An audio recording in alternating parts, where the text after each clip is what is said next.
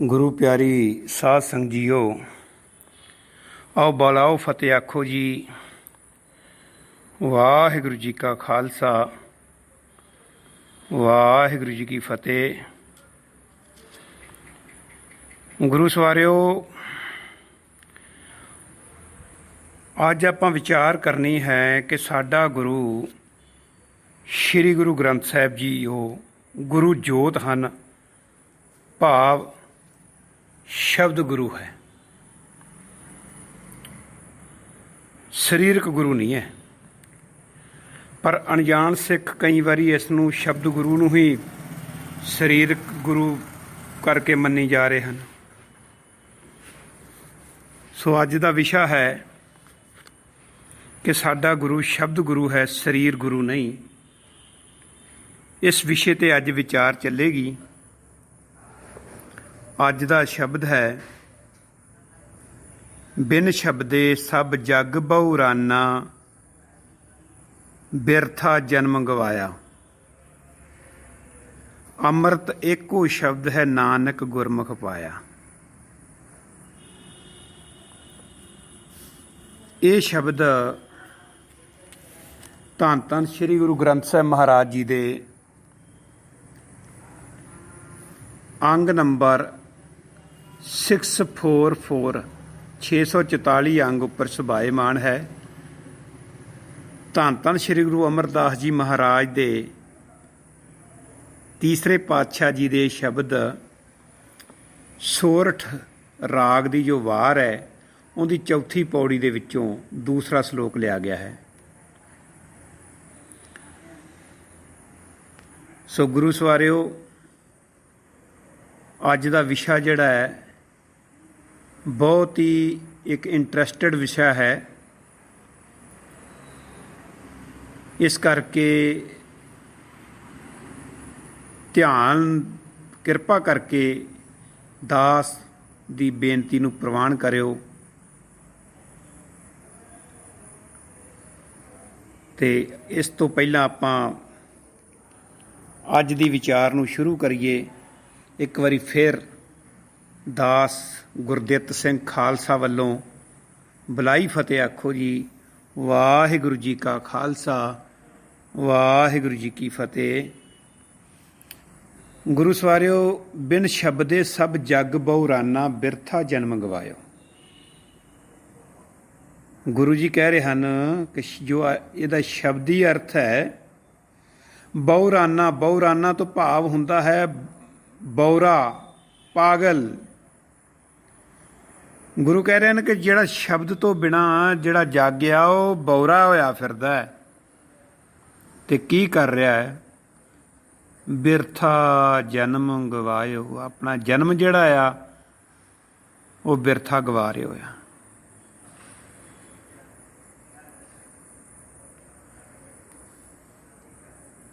हुण आपां इत्थे जिहड़ा अज दी विचार शुरू करन लगे हाँ कि बहुराना भाव पागल, कि पागल लोग जिहड़े हुंदे हन उसकी किवें पहचान है कि ये इंसान पागल है।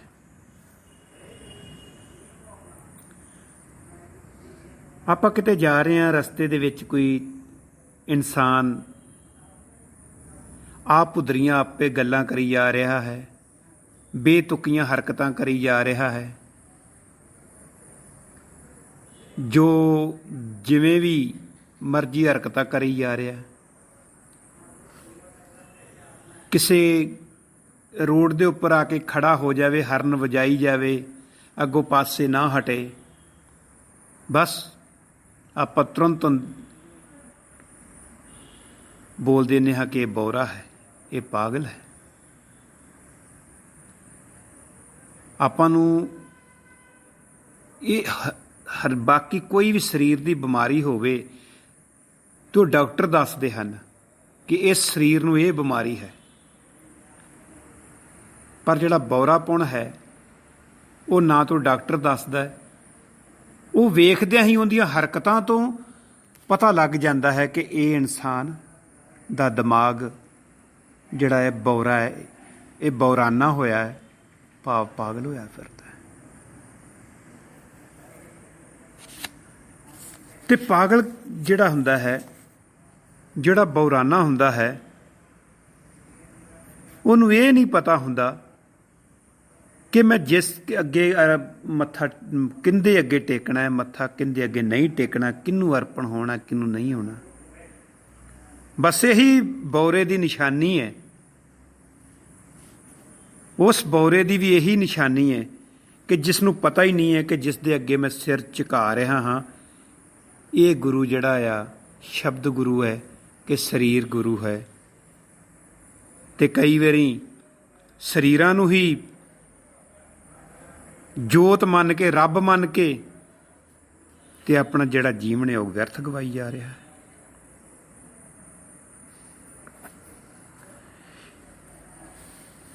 ਹਾਲਾਂਕਿ ਪਿਆਰਿਓ, ਸ੍ਰੀ ਗੁਰੂ ਗ੍ਰੰਥ ਸਾਹਿਬ ਜੀ ਜਿਹੜੇ ਨੇ ਉਹ ਸਮਝਣ ਦਾ ਵਿਸ਼ਾ ਹੈ, ਪੂਜਣ ਦਾ ਨਹੀਂ। ਪੂਜਾ ਹੋਰ ਹੁੰਦੀ ਹੈ, ਗਿਆਨ ਹੋਰ ਹੁੰਦਾ ਹੈ।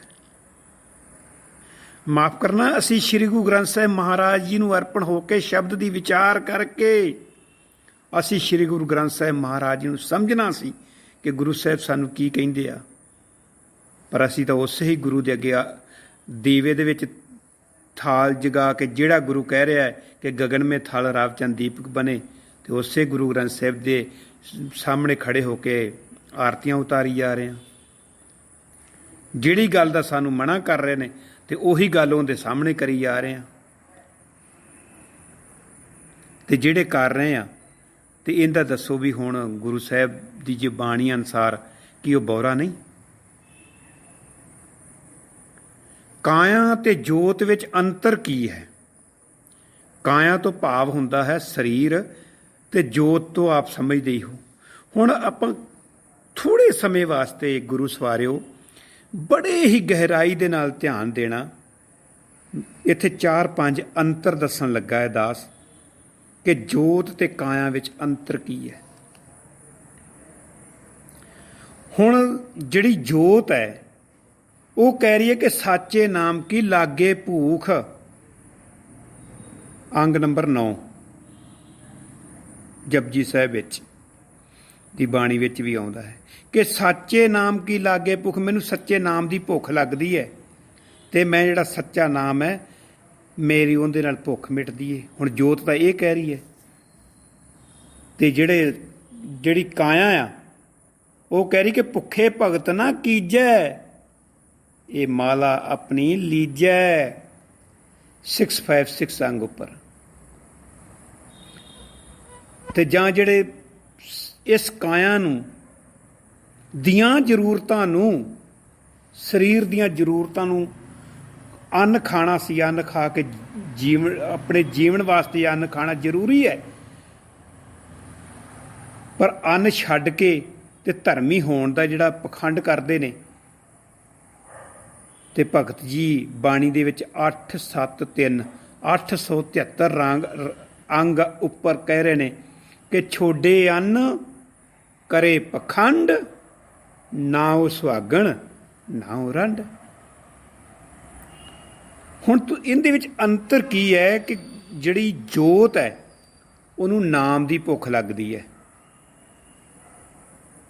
ਭਾਵ ਸ਼ਬਦ ਨੂੰ ਨਾਮ ਦੀ ਭੁੱਖ ਨੂੰ ਕਹਿ ਰਹੇ ਹਨ ਕਿ ਜਿਹੜੀ ਸਾਡੀ ਆਤਮਾ ਦੀ ਭੁੱਖ ਆ ਉਹ ਨਾਮ ਦੇ ਨਾਲ ਮਿਟੇਗੀ। ਤੇ ਜਿਹੜੀ ਕਾਇਆ ਦੀ ਭੁੱਖ ਆ, ਉਹ ਜਿਹੜੇ ਹੀ ਪਦਾਰਥ ਹੈ, ਪ੍ਰਸ਼ਾਦਾ ਪਾਣੀ ਛਕਦੇ ਆ, ਉਹ ਸਾਡੀ ਭੁੱਖ ਜਿਹੜੀ ਹੈ ਪ੍ਰਸ਼ਾਦੇ ਨਾਲ ਮਿਟੇਗੀ। ਤੇ ਜੇ ਤੂੰ ਸੋਚੇ ਕਿ ਇਹ ਜਿਹੜੀ ਸਾਡੀ ਕਾਇਆ ਹੈ, ਸਾਡਾ ਸਰੀਰ ਹੈ, ਇਸ ਨੂੰ ਮੈਂ ਨਾਮ ਦੀ ਭੁੱਖ ਨਾਲ ਮਿਟਾ ਲਵਾਂ, ਤੇ ਸਰੀਰ ਨਾਮ ਦੀ ਭੁੱਖ ਨਾਲ ਨਹੀਂ ਮਿਟਦਾ। ਉਹਦੇ ਵਾਸਤੇ ਪ੍ਰਸ਼ਾਦਾ ਪਾਣੀ ਛਕਣਾ ਹੀ ਪੈਣਾ ਹੈ। ਇਹ ਗੁਰੂ ਸਾਹਿਬ ਤਾਂ ਆਸਾ ਦੀ ਵਾਰ ਦੇ ਵਿੱਚ ਵੀ ਕਹਿ ਰਹੇ ਹਨ, ਅੰਗ ਨੰਬਰ 467 ਭਾਵ 467 ਉੱਪਰ ਕਹਿ ਰਹੇ ਹਨ, ਅੰਨ ਨਾ ਖਾਇਆ ਸਾਧ ਗਵਾਇਆ, ਬਹੁਤ ਦੁੱਖ ਪਾਇਆ। ਪਿਆਰਿਆ, ਤੂੰ ਅੰਨ ਨਹੀਂ ਖਾਂਦਾ। ਸੋ ਸਰੀਰ ਦੀਆਂ ਲੋੜਾਂ ਅਲੱਗ ਨੇ ਤੇ ਜੋਤ ਦੀਆਂ ਲੋੜਾਂ ਅਲੱਗ ਨੇ। ਭਾਵ ਸਾਡੇ ਜਿਹੜੀ ਸਰੀਰ ਦੀਆਂ ਲੋੜਾਂ ਜਿਹੜੀਆਂ ਨੇ ਉਹ ਅਲੱਗ ਨੇ, ਤੇ ਜਿਹੜੀ ਸਾਡੇ ਅੰਦਰ ਆਤਮਾ ਆ ਉਹਨੂੰ ਅਗਰ ਤੁਸੀਂ ਨਿਹਾਲ ਕਰਨਾ ਹੈ ਤੇ ਉਹਦੀਆਂ ਜ਼ਰੂਰਤਾਂ ਅਲੱਗ ਨੇ। ਜੇ ਤੁਸੀਂ ਆਤਮਾ ਦੀ ਭੁੱਖ ਨੂੰ ਮਿਟਾਉਣਾ ਹੈ ਤੇ ਤੁਹਾਨੂੰ ਬਾਣੀ ਪੜ੍ਹਨੀ ਪਏਗੀ, ਨਾਮ ਦੀ ਭੁੱਖ ਮਿਟਾਉਣੀ ਪਏਗੀ, ਤੇ ਜੇਕਰ ਤੁਸੀਂ ਸਰੀਰ ਦੀ ਭੁੱਖ ਮਿਟਾਉਣੀ ਹੈ ਤਾਂ ਤੁਹਾਨੂੰ ਪ੍ਰਸ਼ਾਦਾ ਪਾਣੀ ਛਕਣਾ ਪਏਗਾ। ਭੁੱਖਾਂ ਦੋਨੋਂ ਹੀ ਮਿਟਾਉਣੀਆਂ ਪੈਣਗੀਆਂ। ਆਖੋ ਸਤਿਨਾਮ ਸ਼੍ਰੀ ਵਾਹਿਗੁਰੂ। ਦੂਸਰਾ ਅੰਤਰ, ਹੋਰ ਜਿਹੜੀ ਜੋਤ ਆ ਉਹ ਕਹਿ ਰਹੀ ਹੈ ਕਿ ਹਰ ਨਾਮ ਹਮਾਰਾ ਪਹਿਨਣ। ਜਿਹੜਾ ਹਰੀ ਦਾ ਨਾਮ ਹੈ ਮੇਰਾ ਉਹੀ ਪਹਿਨਣਾ ਹੈ, ਮੈਂ ਉਹੀ ਸਰੀਰ ਤੇ ਪਹਿਨਣਾ ਹੈ। ਤੇ ਜਿਹੜੀ ਕਾਇਆ ਹੈ ਉਹ ਕਹਿ ਰਹੀ ਕਿ ਬਸਤਰ ਨਾ ਪਹਿਰੇ ਐਨਸ ਕਹਿ ਰਹੇ। ਕਹਿੰਦਾ ਬਸ ਤੂੰ ਕਾਇਆ ਕਹਿ ਰਹੀ ਕਿ ਸਾਰੇ ਸਰੀਰ ਦੇ ਉੱਪਰ ਆਪਣੇ ਸਰੀਰ ਨੂੰ ਢੱਕ ਕੇ ਰੱਖਣਾ ਹੈ, ਬਿਲ ਕੱਪੜੇ ਪਹਿਨਣੇ ਆ।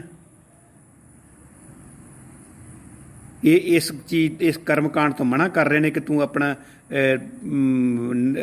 ਬਿਨਾਂ ਕੱਪੜਿਆਂ ਧੋ ਕੇ ਤੇ ਸਾਧ ਬਣ ਕੇ ਤੂੰ ਬਿਲਕੁਲ ਜੰਗਲਾਂ 'ਚ ਭਗਤੀ ਕਰਦਾ ਫਿਰੇ। ਹਾਲਾਂਕਿ ਗੁਰੂ ਸਾਹਿਬ ਕਹਿੰਦੇ ਬਸਤਰ ਨਾ ਪਹਿਰੇ ਐਨਸ ਕਹਿ ਰਹੇ ਵੀ ਤੂੰ ਬਸਤਰ ਉਤਾਰ ਕੇ ਤੇ ਨਗਨ ਅਵਸਥਾ ਦੇ ਵਿੱਚ ਨਗਾ ਸਾਧੂ ਬਣ ਕੇ ਤੇ ਤੂੰ ਆਪਣਾ ਧਰਮੀ ਹੋਣ ਦਾ ਕਰਮਕਾਂਡ ਕਰ ਰਿਹਾ। ਕਹਿੰਦਾ ਨਹੀਂ ਪਿਆਰਿਆ। ਤੇ ਜਦੋਂ ਹਰੀ ਦਾ ਨਾਮ ਜਿਹੜਾ ਪਹਿਨਣ ਆ ਉਹ ਕਹਿੰਦੇ ਹਰ ਨਾਮ ਹਮਾਰਾ ਪਹਿਨਣ, ਅੰਗ ਨੰਬਰ 592 ਉੱਪਰ। ਤੇ ਜਿਹੜਾ ਕਹਿ ਰਹੇ ਹਨ ਕਿ ਜਿਹੜਾ ਕਾਇਆ ਦੀ ਜ਼ਰੂਰਤ ਆ ਕਿ ਤੇ ਕਹਿ ਰਹੇ ਹਨ ਕਿ ਬਸਤਰ ਪਾਉਣੇ ਹਨ। ਤੇ ਜਦੋਂ ਕਹਿੰਦੇ ਕਿ ਬਸਤਰ ਨਾ ਪਹਿਰੇ ਐਨਸ ਕਹਿ ਰਹੇ ਦਾ ਕਰਮਕਾਂਡ ਦਾ ਗਿਆਨ ਦੇ ਰਹੇ ਹਨ 467 ਅੰਗ ਉੱਪਰ ਆਸਾ ਦੀ ਵਾਰ ਦੇ ਵਿੱਚ। ਅਗਲੀ ਗੱਲ, ਤੀਸਰਾ ਜਿਹੜੀ ਜੋਤ ਹੈ ਉਹ ਅਸਥੂਲ ਹੈ ਤੇ ਜਿਹੜੀ ਕਾਇਆ ਹੈ ਅਸਥੂਲ ਹੈ। ਜਿਸ ਤਰ੍ਹਾਂ ਹੁਣ ਇੱਕ ਗੁਲਾਬ ਦਾ ਫੁੱਲ ਹੈ, ਉਹ ਗੁਲਾਬ ਦੇ ਫੁੱਲ ਦੀ ਜਿਹੜੀ ਸੁਗੰਧ ਹੈ, ਮੰਨ ਲਓ ਸੁਗੰਧ ਜਿਹੜੀ ਹੈ ਉਹ ਜੋਤ ਹੈ ਤੇ ਜਿਹੜਾ ਗੁਲਾਬ ਦਾ ਫੁੱਲ ਉਹ ਕਾਇਆ ਹੈ। ਤੇ ਜੇ ਹੁਣ ਕਿਸੇ ਦੇ ਘਰ ਦੇ ਵਿੱਚ ਗੁਲਾਬ ਦਾ ਫੁੱਲ ਲੱਗਾ ਹੋਵੇ ਤੇ ਉਹ ਗੁਲਾਬ ਦੇ ਫੁੱਲ ਨੂੰ ਸੰਭਾਲ ਸਕਦਾ ਹੈ, ਪਰ ਉਹਦੀ ਜਿਹੜੀ ਨਿਕਲਣ ਵਾਲੀ ਸੁਗੰਧ ਨੂੰ ਨਹੀਂ। ਉਹ ਸੁਗੰਧ ਗੁਆਂਢੀਆਂ ਦੇ ਘਰ ਤੱਕ ਵੀ ਚਲੀ ਜਾਏਗੀ, ਤੁਸੀਂ ਨਹੀਂ ਰੋਕ ਸਕੋਗੇ, ਜਿੱਥੋਂ ਤੱਕ ਮਰਜ਼ੀ ਜਾ ਸਕਦੀ ਹੈ। ਅਗਲਾ, ਜਿਹੜੀ ਕਾਇਆ ਹੈ ਉਹ ਕਿਸੇ ਬੰਧਨ ਵਿੱਚ ਨਹੀਂ ਹੈ। ਭਾਵ ਔਰ ਜਿਹੜੀ ਮਾਫ ਕਰਨਾ ਜਿਹੜੀ ਜੋਤ ਹੈ ਉਹ ਬੰਧਨ ਵਿੱਚ ਨਹੀਂ ਹੈ, ਪਰ ਜਿਹੜੀ ਕਾਇਆ ਹੈ ਉਹ ਬੰਧਨ ਵਿੱਚ ਹੈ। ਹੁਣ ਕਾਇਆ ਜਿਹੜੀ ਉਹਦੀ ਅਵਸਥਾ ਵੀ ਅਲੱਗ-ਅਲੱਗ ਹੈ। ਹੁਣ ਕਾਇਆ ਕਈ ਵਾਰੀ ਬੰਧਨ ਵਿੱਚ ਹੈ, ਉਸ ਕਰਕੇ ਕਈ ਵਾਰੀ ਬਚਪਨ ਵਿੱਚ ਵੀ ਹੁੰਦੀ ਹੈ, ਕਈ ਵਾਰੀ ਜਵਾਨੀ ਵਿੱਚ ਵੀ ਹੁੰਦੀ ਹੈ, ਤੇ ਕਈ ਵਾਰੀ ਬਿਰਧ ਵਿੱਚ ਵੀ ਹੁੰਦੀ ਹੈ। ਜੇ ਹੁਣ ਉਹਦੀਆਂ ਕਾਇਆ ਦੀਆਂ ਅਲੱਗ-ਅਲੱਗ ਸਮੇਂ ਵਿੱਚ ਅਲੱਗ-ਅਲੱਗ ਜ਼ਰੂਰਤਾਂ ਹਨ। ਹੁਣ ਮੰਨ ਲਓ ਕਾਇਆ ਬਚਪਨ ਵਿੱਚ ਹੈ ਤੇ ਬਚਪਨ ਦੀਆਂ ਜ਼ਰੂਰਤਾਂ ਨੇ ਦੁੱਧ ਪਿਲਾਉਣਾ, ਭਾਵ ਬੱਚਾ ਹੋਵੇਗਾ। ਤੇ ਜੇ ਹੁਣ ਕਾਇਆ ਬਚਪਨ ਵਿੱਚ ਹੈ, ਬੱਚੇ ਦੇ ਰੂਪ ਵਿੱਚ ਹੈ, ਤੇ ਤੁਸੀਂ ਉਹਨੂੰ ਕਹੋਗੇ ਕਿ ਅਸੀਂ ਆਲੂ ਵਾਲੇ ਪਰੌਂਠੇ ਖਿਲਾ ਦਈਏ ਬਣਾ ਕੇ, ਤੇ ਖਿਲਾ ਲਓਗੇ? ਨਹੀਂ ਨਾ। ਜਵਾਨੀ ਵਿੱਚ ਜੋ ਕੁਛ ਮਰਜ਼ੀ ਖਾ ਸਕਦਾ। ਤੇ ਜਦੋਂ ਕਾਇਆ ਬਿਰਧ ਦੇ ਰੂਪ ਵਿੱਚ ਚਲੇਗੀ, ਉਹਦੀਆਂ ਜਿਹੜੀਆਂ ਨੇ ਜ਼ਰੂਰਤਾਂ ਅਲੱਗ-ਅਲੱਗ ਹੋ ਜਾਣੀਆਂ ਨੇ। ਉਹਨੂੰ ਐਨਕ ਚਾਹੀਦੀ ਹੈ, ਸੋਟੀ ਚਾਹੀਦੀ ਹੈ, ਸਹਾਰਾ ਚਾਹੀਦਾ।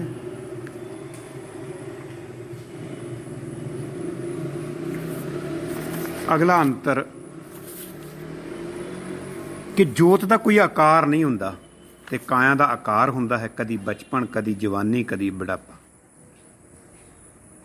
ਇਸ ਕਰਕੇ ਕਾਇਆ ਅਤੇ ਜੋਤ ਦਾ ਅੰਤਰ ਦਾਸ ਨੇ ਇਸ ਕਰਕੇ ਦੱਸਿਆ ਹੈ ਕਿ ਅਣਜਾਣ ਲੋਕਾਂ ਨੂੰ ਇਹ ਪਤਾ ਲੱਗ ਸਕੇ ਕਿ ਕਾਇਆ ਹੋਰ ਹੈ, ਜੋਤ ਹੋਰ ਹੈ, ਪਰ ਦੋਨਾਂ ਦੀਆਂ ਜ਼ਰੂਰਤਾਂ ਜਿਹੜੀਆਂ ਨੇ ਅਲੱਗ-ਅਲੱਗ ਹਨ। ਪਰ ਅਸੀਂ ਜੋਤ ਨੂੰ ਕਾਇਆ ਸਮਝ ਕੇ ਅਗਰ ਭੋਗ ਲਵਾਉਣਾ ਚਾਹੀਏ ਤਾਂ ਨਹੀਂ। ਹੁਣ ਕਈ ਵਾਰੀ ਨਾ ਆਪਾਂ ਦੇਖਿਓ ਪਿਆਰਿਓ, ਅਰਦਾਸ ਜਦੋਂ ਕਰਦੇ ਤੇ ਕਈ ਅਰਦਾਸ ਦੇ ਵਿੱਚ ਕਹਿੰਦੇ ਹੈ ਕਿ ਸ਼੍ਰੀ ਗੁਰੂ ਗ੍ਰੰਥ ਸਾਹਿਬ ਮਹਾਰਾਜ ਦੇ ਸਾਹਮਣੇ ਖੜੇ ਹੋ ਕੇ ਕਹਿੰਦੇ ਮਹਾਰਾਜ ਆਪ ਜੀਆਂ ਨੂੰ ਭੋਗ ਲੱਗੇ।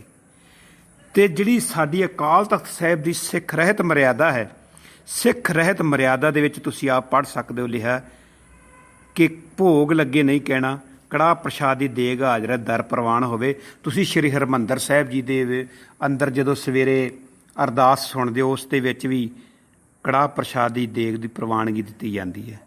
ਪਰ ਫਿਰ ਵੀ ਕਈ ਅਣਜਾਣ ਲੋਕ ਭੋਗ ਲੱਗੇ ਕਹਿ ਰਹੇ ਹਨ, ਕਿਉਂਕਿ ਉਹ ਜੋਤ ਨੂੰ ਵੀ ਕਾਇਆ ਸਮਝ ਕੇ ਭੋਗ ਲਵਾਉਣਾ ਚਾਹੁੰਦੇ ਹਨ। ਹੁਣ ਜਿਹੜਾ ਇਸ ਵਕਤ ਸਾਡਾ ਸ੍ਰੀ ਗੁਰੂ ਗ੍ਰੰਥ ਸਾਹਿਬ ਮਹਾਰਾਜ ਹੈ, ਇਹ ਕਾਇਆ ਅਤੇ ਜੋਤ ਦਾ ਸਮੇਲ ਹੈ। ਜਿਹੜਾ ਇਹਦੇ ਵਿੱਚ ਸ੍ਰੀ ਗੁਰੂ ਗ੍ਰੰਥ ਸਾਹਿਬ ਮਹਾਰਾਜ ਵਿੱਚ ਗਿਆਨ ਹੈ, ਉਹ ਜੋਤ ਹੈ, ਤੇ ਜਿਹੜਾ ਮਹਾਰਾਜ ਦਾ ਸਰੂਪ ਹੈ, ਉਹ ਮਹਾਰਾਜ ਸ੍ਰੀ ਗੁਰੂ ਗ੍ਰੰਥ ਸਾਹਿਬ ਮਹਾਰਾਜ ਦੀ ਕਾਇਆ। ਹੁਣ ਸ਼ਬਦ ਗੁਰੂ ਸ੍ਰੀ ਗੁਰੂ ਗ੍ਰੰਥ ਸਾਹਿਬ ਮਹਾਰਾਜ ਦੀ ਕਾਇਆ ਦੀਆਂ ਜਿਹੜੀਆਂ ਜ਼ਰੂਰਤਾਂ ਅਲੱਗ ਹਨ ਤੇ ਜੋਤ ਦੀਆਂ ਅਲੱਗ ਹਨ।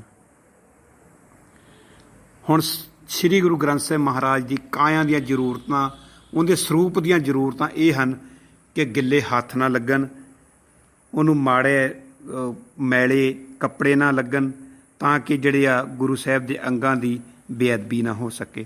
ਤੇ ਜਿਸ ਵੇਲੇ ਗੁਰੂ ਗ੍ਰੰਥ ਸਾਹਿਬ ਮਹਾਰਾਜ ਦੀ ਕਾਇਆ ਬਿਰਧ ਹੋ ਜਾਂਦੀ ਹੈ, ਆਪਾਂ ਬਦਲੀ ਕਰਦੇ ਹਾਂ। ਪਰ ਗੁਰੂ ਗ੍ਰੰਥ ਸਾਹਿਬ ਦੇ ਸਰੂਪ ਨੂੰ ਬਦਲੀ ਕਰਦੇ ਹਾਂ, ਸ੍ਰੀ ਗੁਰੂ ਗ੍ਰੰਥ ਸਾਹਿਬ ਮਹਾਰਾਜ ਜੀ ਦੇ ਗਿਆਨ ਨੂੰ, ਅੰਦਰ ਸ਼ਬਦ ਨੂੰ ਬਦਲੀ ਨਹੀਂ ਕਰਦੇ ਆਪਾਂ। ਸੋ ਪਿਆਰਿਓ, ਦਾਸ ਨੇ ਕਿਹਾ ਸੀ ਕਿ ਅੱਜ ਦਾ ਜਿਹੜਾ ਬਹੁਤ ਹੀ ਇੰਟਰਸਟਿਡ ਵਿਸ਼ਾ ਆ, ਇਸ ਨੂੰ ਸਮਝਣ ਦੀ ਜ਼ਰੂਰਤ ਹੈ। ਸ੍ਰੀ ਗੁਰੂ ਗ੍ਰੰਥ ਸਾਹਿਬ ਮਹਾਰਾਜ ਨੂੰ ਸਮਝਣ ਦੀ ਜ਼ਰੂਰਤ ਹੈ ਕਿ ਸ੍ਰੀ ਗੁਰੂ ਗ੍ਰੰਥ ਸਾਹਿਬ ਮਹਾਰਾਜ ਦਾ ਸਾਨੂੰ ਸਮਝ ਲੱਗ ਜਾਵੇ ਕਿ ਸਾਡੇ ਗੁਰੂ ਸ਼ਬਦ ਗੁਰੂ ਹਨ, ਸਰੀਰਕ ਗੁਰੂ ਨਹੀਂ।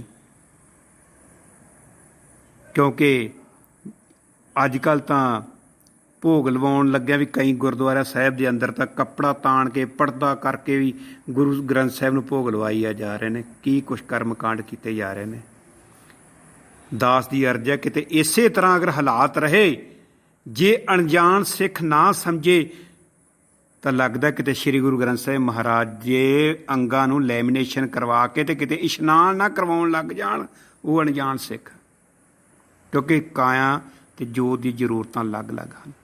ਸੋ ਪਿਆਰਿਓ, ਜਿਹੜਾ ਆਪਾਂ ਅੱਜ ਦਾ ਵਿਸ਼ਾ ਲਿਆ ਸੀਗਾ ਕਿ ਸ੍ਰੀ ਗੁਰੂ ਗ੍ਰੰਥ ਸਾਹਿਬ ਮਹਾਰਾਜ ਸਰੀਰਕ ਗੁਰੂ ਨਹੀਂ ਹਨ, ਉਹ ਸਾਡੇ ਸ਼ਬਦ ਗੁਰੂ ਹਨ।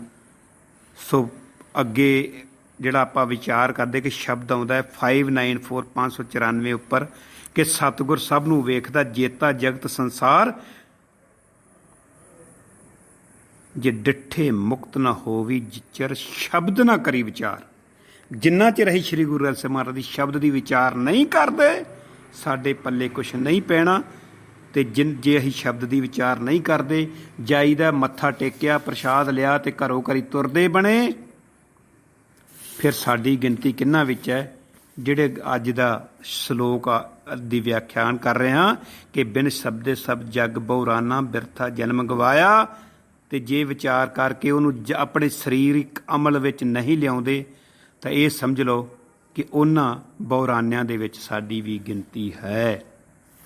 ਸੋ ਪਿਆਰਿਓ, ਭੁੱਲਾਂ ਚੁੱਕਾਂ ਦੀ ਮਾਫ ਕਰ ਦੇਣਾ, ਔਰ ਅੰਤ ਵਿੱਚ ਸਾਧ ਸੰਗ ਬਖਸ਼ਣ ਜੋਗ ਹੈ, ਬਖਸ਼ੋ ਬੁਲਾਓ ਫਤਿਹ ਆਖੋ ਜੀ।